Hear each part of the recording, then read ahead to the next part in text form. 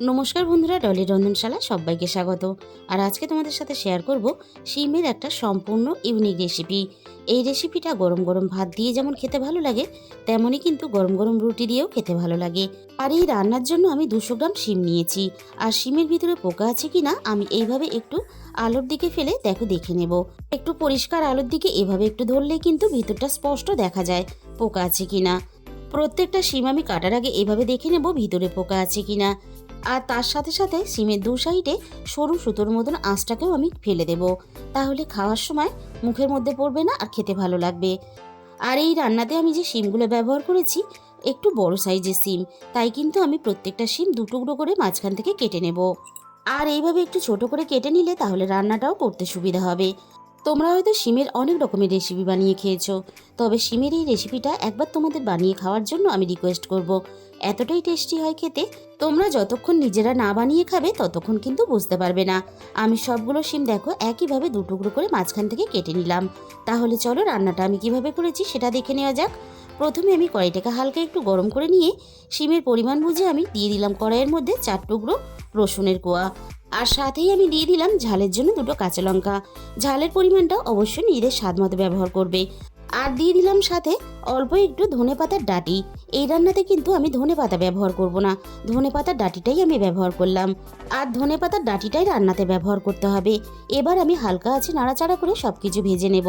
দেখো রসুনের গায়ে বেশ একটা হালকা লালচে পোড়া ভাব চলে এসেছে। আর কাঁচা লঙ্কা সবকিছুর গায়ে কিন্তু একটা পোড়া ভাব চলে এসেছে। আর কালো জিরেটা কড়াইয়ের মধ্যে দেওয়ার সাথে সাথেই আমি গ্যাসটাকে বন্ধ করে দিয়েছি। বাকি মশলাগুলো ভাজার সময় কড়াইটা যেটুকু গরম হয়েছে সেই গরমে কিন্তু আমি কালো জিরেটাকে ভেজে নেব। খুব বেশি কালো জিরে পুড়িয়ে ভাজলে তাহলে কিন্তু কালো জিরের মধ্যে একটা তিতকুটে ভাব চলে আসবে। আমি হালকা করে ভেজে নিয়েছি, এবার কড়াই থেকে সবকিছু নামিয়ে নেব। এবার আমি রান্নার জন্য কড়াইয়ের মধ্যে দিয়ে দিলাম প্রয়োজন মতো সর্ষের তেল। আর এই রান্নাটা কিন্তু সর্ষের তেলেই করতে হবে। সর্ষের তেলে করলে তাহলে রান্নার স্বাদটা অনেক বেশি ভালো হবে। তেলটা আমি প্রথমে খুব ভালোভাবে গরম করে নিয়ে ফোড়নে আমি দিয়ে দিলাম অল্প একটু গোটা জিরে।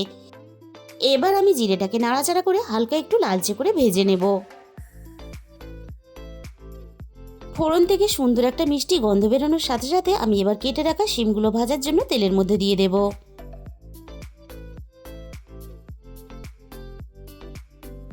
সমস্ত শিম আমি ভাজার জন্য তেলের মধ্যে দিয়ে দিলাম। এবার আমি শিমের সাথেই রান্নার স্বাদ মতো লবণটাও দিয়ে দিলাম। এবার আমি শিমের সাথে লবণটাকে নাড়াচাড়া করে খুব ভালোভাবে মিশিয়ে দেব। আর শিমগুলোকে খুব ভালোভাবে একটু সময় নিয়ে ভেজে নেব। শিমগুলো যাতে তাড়াতাড়ি নরম হয়ে আসে তার জন্য আমি গ্যাসের ফ্লেমটা একেবারে লোতে রেখে মিনিট 5 মতো ঢাকা দিয়ে দিলাম। শিমগুলো এদিকে নরম হতে থাক। আর ভাজা মশলাগুলো দেখো আমি একটা ছোট হামানদিস্তার মধ্যে নিয়ে নিয়েছি। এবার আমি এগুলোকে একটু থেতো করে নেব। তোমরা তোমাদের সুবিধা মতো কাঁচটা শিলে বা মিক্সিতেও করে নিতে পারো। আবারও আমি রান্নার দিকে চলে এসেছি আর ঠিক 5 মিনিট পরে আমি কড়াই থেকে ঢাকাটাকে সরিয়ে নিলাম। আর শিমগুলো দেখেই বুঝতে পারছো আগের থেকে বেশ কিন্তু অনেকটা নরম হয়ে এসেছে। আমি শিমগুলোকে এভাবে নাড়াচাড়া করে আরও একটু ভেজে নেব।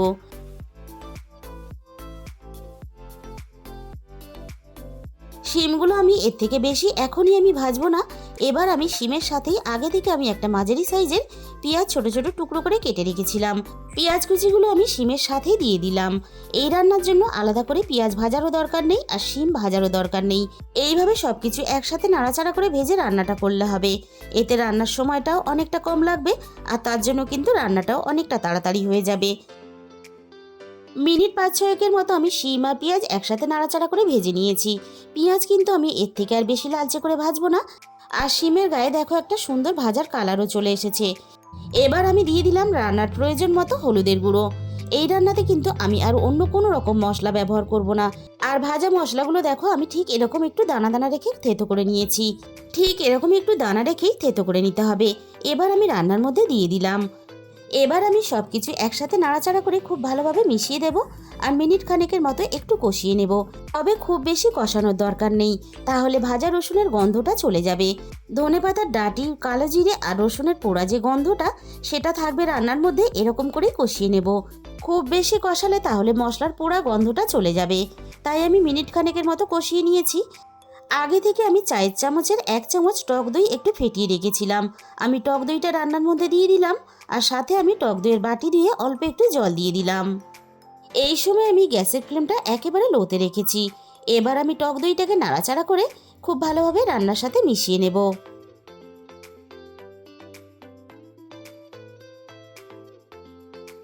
টক দইটা আমি নাড়াচাড়া করে খুব ভালোভাবে মিশিয়ে নিয়েছি। টক দইয়ের টকের পরিমাণ বুঝে এবার আমি রান্নার মধ্যে অল্প একটু স্বাদ মতো চিনি দিয়ে দিলাম। আর রান্নাতে কিন্তু চিনির পরিমাণটা একটু বুঝে দিতে হবে, খুব বেশি কিন্তু চিনি দেওয়া যাবে না। রান্নাটা এমনভাবে করতে হবে যে রান্নার মধ্যে যেন টক মিষ্টি ঝাল সব কিছু সমপরিমাণে হয়, তাহলে রান্নাটা বেশ চটপটা হবে আর খেতেও ভালো লাগবে। তবে তোমাদের হাতের কাছে যদি টক দই না থাকে তাহলে সেক্ষেত্রে তোমরা পাতিলেবুর রসও রান্নাতে ব্যবহার করতে পারো। আমি সব কিছু একসাথে নাড়াচাড়া করে খুব ভালোভাবে মিশিয়ে নিয়ে আমি এবার রান্নার মধ্যে 1 বাটির মতো জল দিয়ে দিলাম। আবারও আমি সব কিছু নাড়াচাড়া করে খুব ভালোভাবে মিশিয়ে দেব।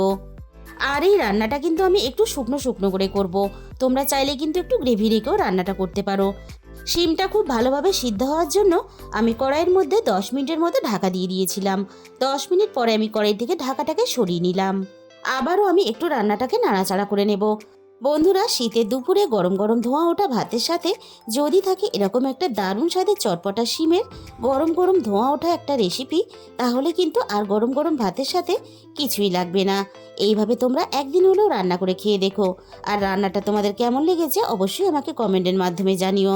তাহলে বন্ধুরা, আজকের এই রেসিপিটা ভালো লাগলে ভিডিওতে একটা লাইক করে দিও আর নিজেদের বন্ধুদের মধ্যে শেয়ার করে দিও।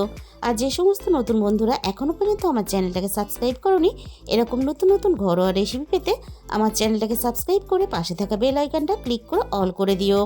তাহলে আমি যখনই কোনো নতুন রেসিপি আপলোড করব সবার আগে তোমার কাছে পৌঁছে যাবে। আর তোমাদের মূল্যবান সময় দিয়ে আমার এই রেসিপিটা এতক্ষণ সময় ধরে দেখার জন্য তোমাদের সবাইকে অসংখ্য ধন্যবাদ। আজকে তাহলে এই পর্যন্ত, দেখা হবে অন্য কোনো নতুন রেসিপির সাথে। সবাই সুস্থ থেকো, ভালো থেকো, সাবধানে থেকো।